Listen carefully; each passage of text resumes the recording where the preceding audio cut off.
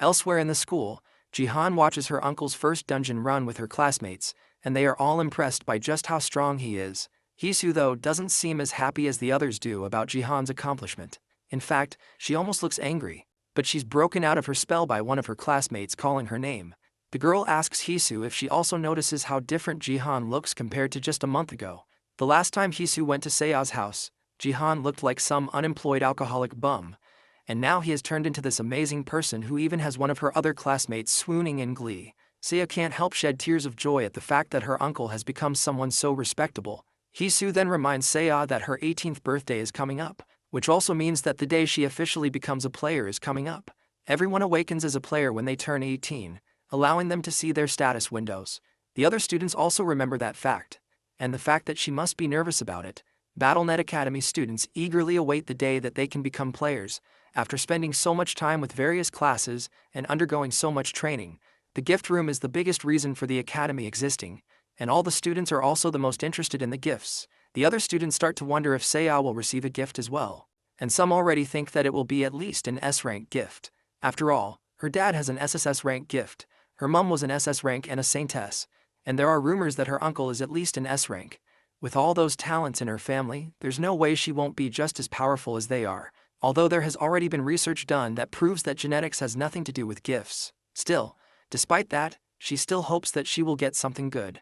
Her birthday is just a little over a week away, so she has been really anxious about it, but Hisu tries to be there to comfort her. She tells Seiya to look forward to a gift that she will get on her birthday. Meanwhile, in the NEO Self-Defense Force training hall in Japan, countless unconscious people lay behind the Sword King as proof of his training session. The onlookers can only wonder if the Sword King has always been this powerful. However, it's been made clear through this training session that the Sword King has gotten even stronger, and all his abilities are now higher than before. Now that things have gotten to this level, everyone in the NEO Self-Defense Force is eagerly looking forward to the day when Ito Ryuhei will debut in the fight between Korea and Japan. In the Divergent Guild headquarters, Heian is having a very heated conversation with someone over the phone. She's talking to her father, who wants her to try and pursue a relationship with someone she doesn't like at all. They continue to argue, and her father continues to try and encourage her to get married as soon as possible. And eventually, she gets so upset that she ends the call abruptly on him. Gyeong comes into the room to check what's going on, and Heian doesn't even hide the fact that she's upset. She left her home and her life behind because her father kept on trying to force her to marry people that were way too old or unlikable. This time, he forced her to go on a date with an overweight, balding old man from the NEO Self-Defense Force. It was a really bad and uncomfortable situation, and this has been her life for as long as she has been in marriage. Despite the fact that she's rich, it doesn't stop her father from wanting her to marry someone wealthy. Gyeong suggests that Heian go and rest at home, but she declines since she's more comfortable in the Divergent Guild headquarters. Then Heian takes a moment to apologize to her bodyguard, seemingly out of nowhere. She knows that Gyeong doesn't have much time to herself because she is working as a bodyguard, and with her S-rank gift, her talents would have been much more useful elsewhere. Gyeong doesn't mind though, and she assures Heian that being a bodyguard is her duty, and something that she has chosen to do. For now, she'll just hold on until Heian inherits the company, although the Divergent Guild recruiter doesn't want to do so. Instead, she wants to be independent, so she can earn her own money and live the kind of life she wants without her parents nagging her to get married. That would have been a noble cause if not for the fact that Heian's main way of earning her own money is through gambling. It may be legal, but Heian keeps losing on every gamble, which makes it very unlikely that she will make her own money this way. But this time, she is sure that she will be able to win something big this time. That is because of the Korea vs. Japan matchup coming soon. It's a rather sad situation, but all the Koreans are betting on Japan winning. People don't want to say it directly, but everyone knows that Japan is going to win. Her phone vibrates in her hand with a message from Jihan, and the contents of the message cause her eyes to go wide with shock. The next day, Jihan is making good on his promise to treat Diego to some good food, as thanks for the help during the defense mission. The two of them go to a fancy restaurant where Diego gets his first taste of Korean beef, and even he can tell that it's very expensive. Jihan doesn't mind though and tells him to ask for anything else he might want. He asks for a drink and Jihan orders him some soju. In a split second, Diego perfectly mixes it even better than Diego would have been able to. Then he takes a bite of the meat, and it's so good that Diego can barely speak. Now that the two of them have gotten acquainted, Jihan tells Diego to speak more casually and comfortably. The two of them chat and drink, and as the day goes on, Diego confesses that he's a bit resentful about the way his life has gone. If it weren't for the BattleNet, then he wouldn't be living this kind of life. He was a soccer star and one of the best in the world, but in the blink of an eye, he fell to rock bottom. Because of that, he couldn't get any more to support himself, and his wife and children left him. Jihan understands what Diego is talking about. He was once a world star, and he was someone who could have everything he ever wanted. But with the birth of the BattleNet, people began losing interest in sports, and just like that, he also lost all his fans.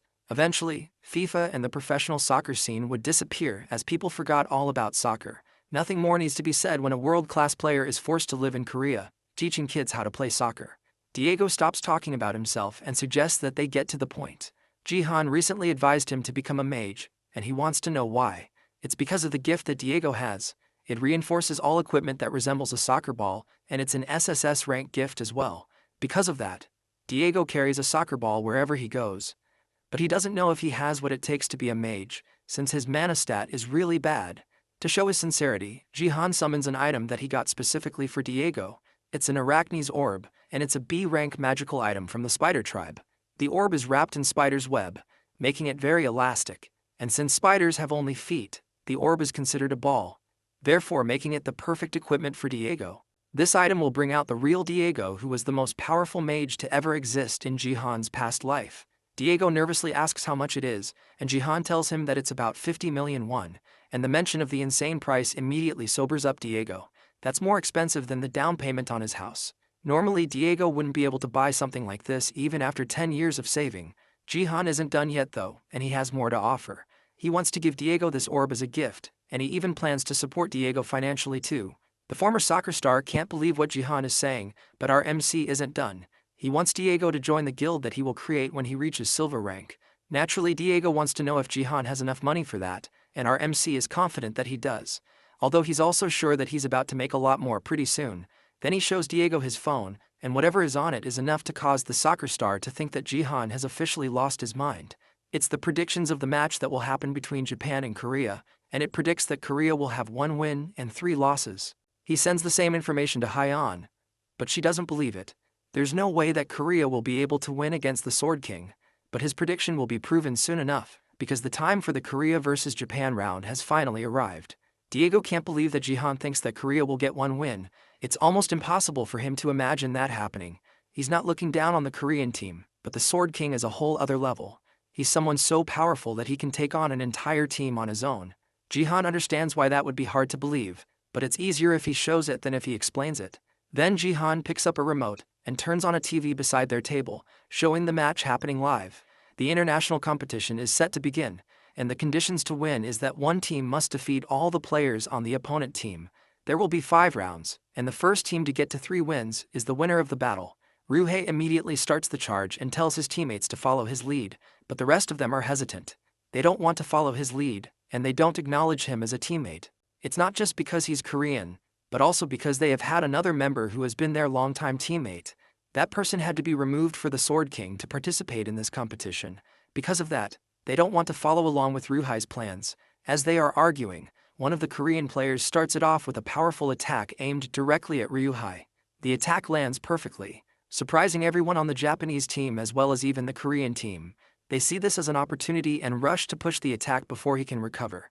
Their goal is to take down the Sword King first and then go for the others later. Ryuhei stops them in the paths with a simple swing of his sword, slashing the ground in front of them before they can make it to him. Then, as a show of rebellion, he stabs himself in the chest, taking himself out of the first round of the competition. That gives the first kill to the Korean team, shocking the entire crowd. It was recorded as the Korean team's kill, even though Ryuhei took himself out. Now Jihan's prediction is starting to make sense, but the question is how he even knew that this was going to happen. Jihan can't reveal that, but he tells Diego to focus on the match for now. With Ryuhei taken out, the Korean team has an easy time eliminating the remaining Japanese players, giving the first win to Korea. The MVP role goes to the support who cast the spell that originally hit the Sword King in the first place. And just like that, things have taken a completely unexpected turn, but they are exactly what Jihan predicted. Everything is going exactly the way it did in his past life, even down to the dividend rates of the betting app. Back in the recovery area, the Japanese players confront Ryuhei for his rash decision. He's the nation's representative, and he just casually killed himself to prove a point. Ryuhei is tired of their constant whining and calls them a bunch of trash without any sense of professionalism. He can see now why they lost to Korea every time, and he's tired of being around it. He doesn't care about their childish friendships, and he calmly tells them that if they don't recognize him as their leader, then he will kill himself in every round until they do. With the choices laid out before them, they have no other option left but to accept Ryuhei as their leader if they want to win. The second round starts, and the Korean side is just as confused as last time. They don't understand why Ryuhei killed himself out of nowhere. They initially wonder if he's a spy or something, but they quickly see that that is not the case. The Ryuhei on the battlefield is clearly more than willing to fight now, and he has a completely different atmosphere around him than last time. The Korean team stays alert and prepares to defend. But in the blink of an eye, Ryuhei has delivered an attack so powerful that it hits 3 of them all with one hit. The raw power of the attack shocks the players and the audience as they realize the overwhelming gap in power. Then he follows up with another attack, immediately killing the last remaining player who survived his vicious attack. The Korean audience trembles in fear, while the Japanese audience screams in joy and chants Ryuhei's name. The Sword King defeated the South Korean team with just 2 attacks, and that equalizes the scores. As expected, with the Sword King's return, Japan easily takes the 3rd round as well, and the 4th round is not much different. The Korean team can barely show any resistance against Ryuhei's overwhelming power, and it ended up being a completely one-sided defeat by Korea. By the 4th round, they try to put up a harsher fight, putting everything they have into the fight, but it's ultimately pointless. Even with his hands bound, he's still somehow able to move the sword with some other power and break his chains, defeating them one by one without missing a beat. It's only the archer and the mage left, and they both struggle to hold their ground. But it's no point. With their attention completely focused on Ryuhei, the other team is able to take down the archer with a cheap shot before he notices. The other members of the Japanese team are still there after all, and they can still put up a fight, however minuscule it might be. With only the mage left, Ryuhei personally goes up to finish her off. He does this with a new ability he seems to have called Sword Flight. The 2 players make some small talk, and the mage doesn't let her inevitable loss stop her from taunting Ryuhei on his rash decision to leave Korea and show off in Japan. Ryuhei doesn't let her words get to him, and tells her that she would have been able to survive for longer if her fighting skills were at least half as good as her talking skills. Not willing to go down without a fight, the mage activates a spell that boosts her power, but before she can fully activate it, the Sword King decides to try out a new technique on her, bringing down a giant sword of light over her head, which leaves nothing but a huge crater in the middle of the arena. The match is over, and as expected, it's an overwhelming victory for Japan. It's hard to swallow for the Korean team, but they are determined to come back stronger no matter what. Diego was just shocked that Jihan predicted the outcome so precisely. He lies that he saw it in a dream, and now that dream has helped him win a mountain of money. That's perfect for him, but it doesn't ease his worry over the performance that he saw from Ryuhei. The Sword King is much stronger than Jihan remembers, and at this rate, our MC won't be able to defeat him. In fact, the nameless divine arts might not even be enough to go against him. On top of that, he also has an SSS rank gift called the Twin Sword Peak, which makes him even more deadly. All of the stats may be against him, but Jihan doesn't care. He will make sure that no matter how strong the Sword King becomes, he will become even stronger.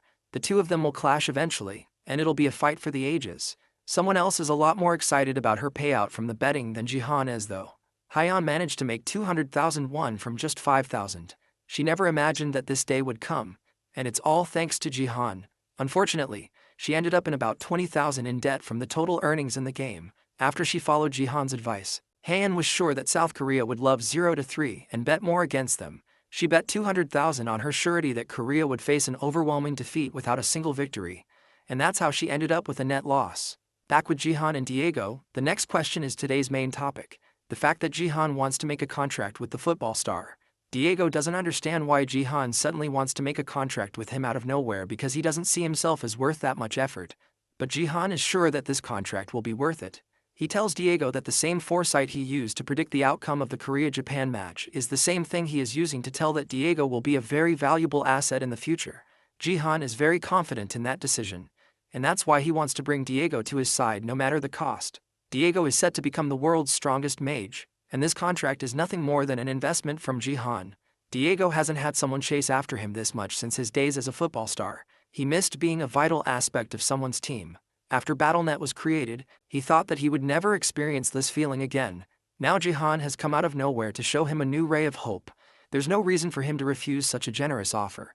Diego happily gets up from his chair and stretches his hand across the table to shake with Jihan. He will never forget the kindness that Jihan has shown him today, and he's determined to pay him back 10,000 times over. Jihan smiles lightly and tells him that he is eagerly waiting for that day. Meanwhile, elsewhere, Gayoung is facing her own battles in a gladiator match of her own. She's not as skilled as Jihan, but she still easily takes out the competition, and is known for constantly placing at the top in any mission she's put in. People usually team up to take her down because of this, but she's always able to send them flying with ease. The game ends as she takes out the last 2 threats and brings down the total numbers, and once again she places first. Her result of 5 kills isn't bad at all, but she can't be satisfied with just this anymore. She has to get stronger to compare to the high-ranking Sword King who showed overwhelming power during the Korea-Japan match, and also to Jihan, who has grown into an undefeated legend. Gayoung started slacking off after she entered the Divergent Guild, and she has to do better going forward. Seiya is facing similar struggles on her end, and she reads an article about her father's recent victory with a pained look on her face. She tries to play it off, but Hisu can tell just from the expression on her face that Seiya isn't in a good place at the moment. The vice president offers to stay at Seiya's place for the day to help reassure her, but Seiya declines the offer. She's just happy that Hisu is willing to drive her home since her uncle was busy with work and couldn't pick her up today. The driver even apologizes personally again for making a mistake and challenging Jihan for no reason the other day. Then Hisu brings up another topic that the two have talked about previously, and asks if Seiya has given it any thought. The Sword King's daughter still seems hesitant to agree to whatever they discussed. Their conversation is cut short though when the car comes to a sudden stop. Hisu angrily asks her driver why he stopped so suddenly, but the reason is crowding right in front of the car as they speak. They have arrived at the Sword Palace, and right in front of the building there's a crowd of people seemingly waiting for her. Jihan has finished his meeting with Diego and makes his way home across the rooftops. He notices that he feels a lot lighter now that his strength has increased, and he has also grown a lot as a result. He takes a moment to admire the view from the top of a building, and sits across the edge, watching the peaceful streets below him. He used to relax on rooftops in the past when he lived in the United States, and this makes him somewhat nostalgic of the past. Now he has gotten a first-person view of the kind of person Ryu Hai was in this era. In reality, he never got a chance to fight the Sword King himself in his past life, during the era where half of Earth's countries had disappeared, and he started becoming one of the high rankers. The Sword King, who had been the top-ranked warrior, suddenly disappears without leaving a trace. Jihan still has no idea why he vanished. He's definitely as strong as Jihan was at his peak. Just because he's growing quickly doesn't mean that Jihan can afford to take a break. He has to grow and become even stronger than he was back then. To do that, he needs to achieve the full nameless divine arts as soon as possible. Now that he's done resting, he continues his journey home where a startling scene is waiting for him. Hisu's driver tries to shift the people out of the way so that Seiya can pass, but there are just too many of them. These people are reporters, and they are all here to try and get first-hand interviews with Seiya. Despite the larger man's attempts to hold them back, they all keep trying to push through to reach the car. They keep asking her questions about the Sword King's match today, and even accuse her of antagonizing the Sword King with her prior statements. They keep trying to approach the car like vultures, and the scene starts to get incredibly overwhelming for Seiya, who is still trying to process the entire thing. Seiya covers her face as the reporters press their cameras to the car door, hoping to get a peek of her. Because of that, she doesn't notice the subtle smirk on her friend's face as she pretends to comfort the distressed girl. Behind them, an angry voice calmly calls out to them as Jihan approaches. Then he uses force to push all the reporters away and create a comfortable space for himself to reach the car. The reporters are still relentless, and they accuse Jihan of laying his hands on innocent reporters who are just trying to do their jobs. They even accuse him of not caring about his public opinion. On the contrary though, he really cares about his public image. That's the reason why he's treating them so kindly despite how angry he really is. The enraged look on his face is enough to shut the reporters up and force them to look away. And he reminds them that they should be grateful that things ended here. Then she reaches the car where Seiya is still covering her face in distress, and kindly tells her that they should go home. As the two of them leave the car, Jihan takes a moment to thank the driver for trying to protect her. Then he walks away from the car as Hisu wishes the two of them goodbye. Once they are far enough from earshot, Hisu bursts into laughter that she almost couldn't hold back during the whole ordeal. The other reporters notice her as she laughs. She is the daughter of the owner of South Korea's #1 media outlet.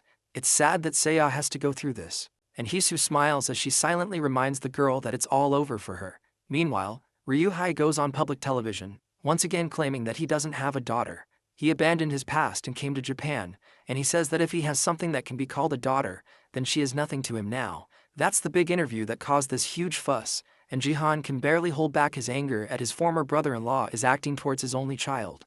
Despite his anger though, he's more worried about Seiya. His niece had just finally started to brighten up, and this came out of nowhere to ruin all their progress. Her expression has darkened again, and he can't help but feel terrible that things are reaching this point. Suddenly though, Seiya calls out to him and asks if he remembers the promise he made to listen to any request of hers. The promise was made when she decided that she would help him find the Shadow Queen. She thinks it's time that he fulfills that promise, because she thinks that she has found the shadow after lots of searching. Jihan's eyes widen as Seiya pulls out her phone and shows him a video that she found which reveals the Shadow Queen's identity. Oh through. And that's all we have time for. Jihan has a lot on his plate going forward, but it looks like Seiya is strong enough to not just handle herself, but also help him out. How is the discovery of the Shadow Queen going to change the course of the story? We just have to wait to find out.